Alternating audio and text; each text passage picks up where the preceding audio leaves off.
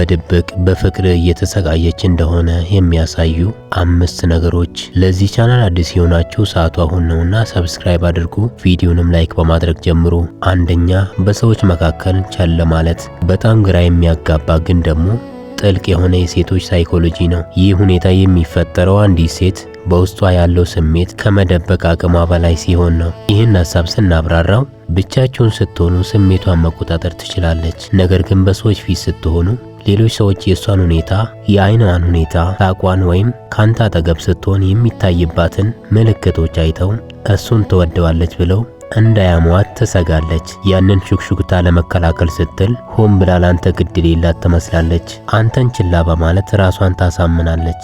ብቻዬን ስሆን ባስበውም በሰው ፊት ግን እሱ ተራ ሰው ነው ብላ ለራሷ የምትነግረው ውሸት ነው። ይሄ በሳይኮሎጂ ኦቨር ኮምፐንሴሽን ይባላል። አንድን ስሜት ለመደበቅ ስንል ከልክ በላይ ተቃራኒውን ባህሪ ማሳየት። በሰዎች ፊት ቀርባ አንተ ቀዝቀዝ ባለ ምላሽ ብትሰጣት ወይም የሷን መቅረብ ባለማወቅ ብታጣጥለው በሰዎች ፊት መሸማቀቅን አጥብቃ ትፈራለች። ይህ ያንተ ምላሽ ስለሚያስፈራት፣ ስለዚህ ያንን ውርደት ከመጋፈጥ ራሷን አግልላ ከሩቅ ማየትን ትመርጣለች። ይህን ቸልተኝነት ጥላቻ እንዳልሆነ በሁለት መንገድ ማወቅ ትችላለህ። የመጀመሪያው ድብቅ እይታ።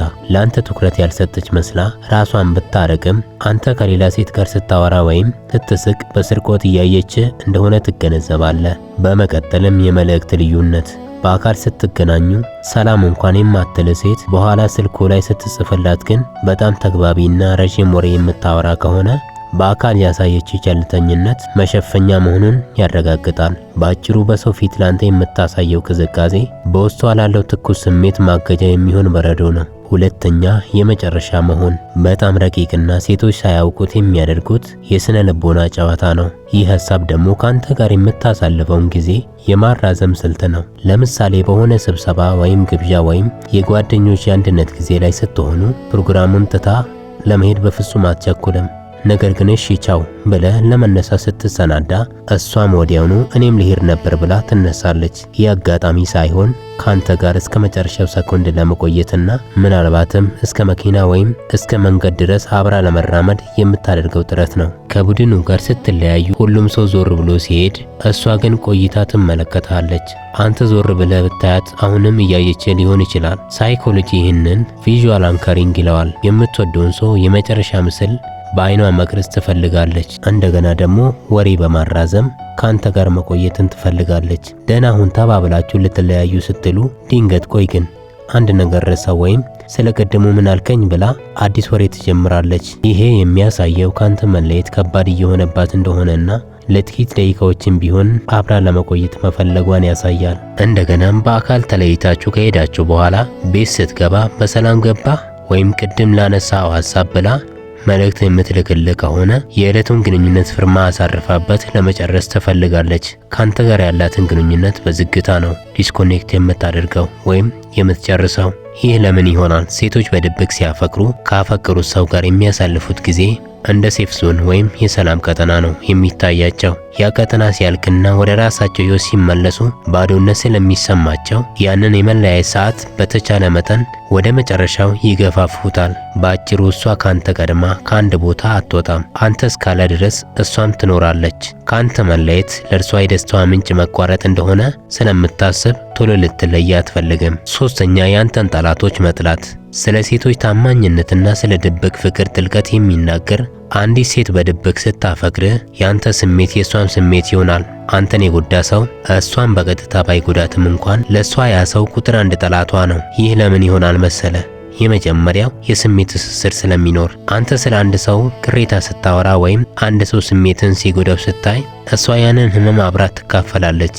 አንተ በዛው ሰው ላይ ያለ ጥላቻ በሷ ውስጥም ያድጋል። ሳይኮሎጂ ይህንን አፌክቲቭ ኢምፓቲ ይለዋል። ስለምትወድ ያንተ ጠላት ለእርሷ አደገኛ ተደርጎ ይመዘገባል። በመቀጠልም ያልተጠየቀ ጥበቃ። ሴቶች የሚወዱትን ሰው በንግግርም ይሁን በድርጊት የመከላከል ተፈጥሯዊ ዝንባሌ ያላቸው። አንተን የሚጠላ ሰው ካለ እሷ ያንን ሰው በአይኗ ማየት አትፈልግም። እንዲያውም አንተ ያንን ሰው ይቅር ብትለው እንኳ እሷ ግን ቂሙን ይዛ ልትቆይ ትችላለች። እንዴት እንዲህ ያደርገዋል የሚለው ቁጣ በውስጧ ስለሚነድ ነው። አንተን የሚቃወሙ ሰዎችን በንቃት ትከታተላለች። እነርሱ ምን እንደሚሉ፣ ምን እንደሚሰሩና አንተን ለመጉዳት ምን እያሰቡ እንደሆነ በስውር መረጃ ትሰበስባለች። ይህን የምታደርገው አንተን አስቀድማ ለማስጠንቀቅ ወይም ከጉዳት ለመጠበቅ ነው።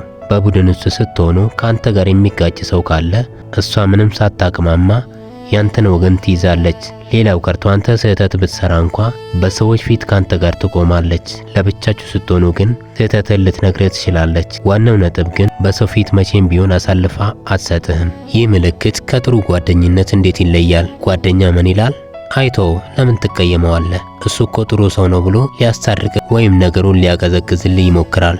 የምታፈቅር ሴት ግን በእውነት ትክክል ነህ፣ እሱ እኮ እንዲህ አይነት ባህሪ አለው በማለት ያንተን ጥላቻ ታጠናክረዋለች። ካንተ ጎን መቆሟን የምታሳየው አንተን በማጽናናት ሳይሆን ያንተን ጠላት አብራ በመጥላት ነው። በአጭሩ ልቧ ያንተ ስለሆነ ያንተን ልብ የሚሰብር ማንኛውም ሰው ለሷ ይቅር የማይባል ስህተት እንደሰራ ነው የሚቆጠረው። አራተኛ የመራቅ ስጋት። በጣም የሚገርምና ብዙ ወንዶችን ግራ የሚያጋባ የሴቶች የፍቅር ሳይኮሎጂ ነው። አንዲት ሴት አንተን በድብቅ ስታፈቅር ያንተ ስኬት ለርሷ የሁለት ስለት ብላዋ ነው የሚሆንባት። ይህ ለምን ስጋት ይሆንባታል? አንተ ትልቅ ስኬት ስታገኝ፣ ለምሳሌ የተሻለ ስራ ስታገኝ፣ ስምህ ሲገን ወይም ብዙ ገንዘብ ስታገኝ በውስጧ አሁንማ እኔን አይፈልገኝም ወይም ከኔ የተሻሉ ሴቶችን ማግኘት ይችላል የሚል ስውር ፍርሃት ይፈጠራል። ያንተ ስኬት አንተን ወደ ላይ ከፍ ሲያደርግ በመካከላችሁ ያለው የደረጃ ልዩነት ሰፍቶ የምታጣ ይመስላታል። አንተ ስኬታማ በሆንክ ቁጥር አዳዲስ ሰዎች፣ አዳዲስ ስራዎችና አዳዲስ ኃላፊነቶች ወደ አንተ ይመጣሉ። ይህ ደግሞ ለሷ የምትሰጣትን ትንሿን ጊዜ እንኳ የምትቀንስባት ይመስላታል። ስኬት ትኩረትን ካጠገቧ ስለሚሰርቀው ስኬትን እንደ ተቀናቃኝ ታየዋለች። የመተው ፍርሃትም ይሰማታል። እሷ በድብቅ ስለምታፈቅር እንጂ አንተ እንደምታፈቅራት እርግጠኛ ካልሆነች እኔን የወደደኝ የተሻለ ሰው ስላልነበር ነው ብላ ልታስብ ትችላለች። ስኬታማ ስትሆን ግን አማራጮችን እንደሚሰፉ ስለምታውቅ አሁን ምርጫውን ያልሆነም ብላ ትደመድማለች። በዚህ ሰዓት የምታሳየው ባህሪ ግራ የሚያጋባ ነው። ደስታ የተቀላቀለበት ዝምታ። እንኳን ደስ አለ ትልሃለች፣ ግን ፊቷ ላይ ጭንቀትና ቅዝቃዜ ይታያል። ወደ ኋላ ማፈግፈግ። አንተ ስኬትን እያከበርክ ባለበት ሰዓት እሷ ራሷን ታርቃለች። ደስታውን ከሚመጥኑ ሰዎች ጋር ያክብር በሚል ስሜት ራሷን ገለልተኛ ታደርገዋለች። አልፎ አልፎም ስኬትን ማሳነስ ሳታውቀው ግን እኮ ብዙ ስራ ይቀርሃል ወይም ይሄ እኮ ተራ ነገር ነው ብላ ልታጣጥለው ትችላለች።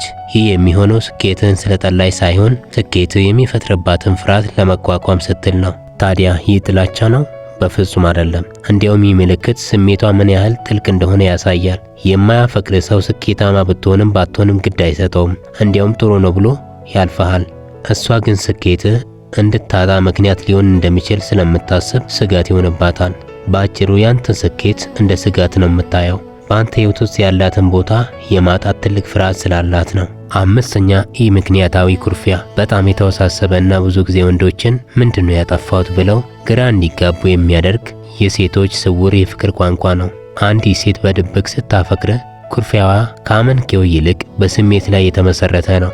ለምሳሌ ትኩረት የመፈለግ ስልት። በሳይኮሎጂ ጥናት መሰረት ሰዎች የሚወዱትን ሰው ትኩረት ለማግኘት ሲያቅታቸው አዎንታዊ ትኩረት ወይም ሳቅ ወሬ ካልተገኘ አሉታዊ ትኩረት፣ ኩርፊያ፣ ጭቅጭቅ ለመቀስቀስ ይሞክራሉ። ስታኮርፍ የምትፈልገው ምን ነው ምን ሆንሽብኝ ብለህ እንድትጠይቃት እንድትለምናትና ሙሉ ትኩረትህን እንድትሰጣት ነው። እንደገናም ለምን አልገባህም የሚል ቅሬታ። እሷ ውስጥ ገብታ ስለምትኖር አንተም የሷን ስሜት እንደ መስታወት እንድታውቅላት ትጠብቃለች። ለምሳሌ ዛሬ ደክሞኛል ሳትል አንተ ስላልተረዳሃት ብቻ ልታኮርፍ ትችላለች። ኩርፊያዋ ለምን በልብ ያለውን አላወቀልኝም የሚል ድምፅ አልባ ጥያቄ ነው። ደግሞም በትንሽ ነገር ትልቅ ቁጣ። ሌላ ሰው ቢያደርገው ምንም የማይመስላትን ነገር፣ ለምሳሌ ስልክ በጊዜ አለመመለስ፣ ለሌላ ሰው ሰላም መስጠት፣ አንተ ስታደርገው ግን በከፍተኛ ሁኔታ ልትቀየም ትችላለች። ይህ የሚሆነው ለአንተ የምትሰጠው ዋጋ ከፍተኛ ስለሆነና የአንተ ትንሿ ስህተት በእሷ ላይ የሚፈጥረው ስሜታዊ ጉዳት ከሌላው ሰው ስለሚበልጥ ነው። እንደገና ደግሞ የሙከራ ኩርፊያ። አንዳንዴ ሆን ብላ ታኮርፋለች። ዓላማዋም ምን ያህል ያስብልኛል፣ እኔን ለማስደሰት ምን ያህል ይጥራል የሚለውን ለመለካት ነው። የምትሰጣትን ምላሽ በሷ ልብ ውስጥ ያለውን ቦታ ያረጋግጥላታል። እስካሁን ስለተከታተላችሁኝ አመሰግናለሁ። በድጋሚ ለዚህ ቻናል አዲስ የሆናችሁ ሰዓቱ አሁን ነውና ሰብስክራይብ አድርጉ፣ ቪዲዮንም ላይክ አድርጉ።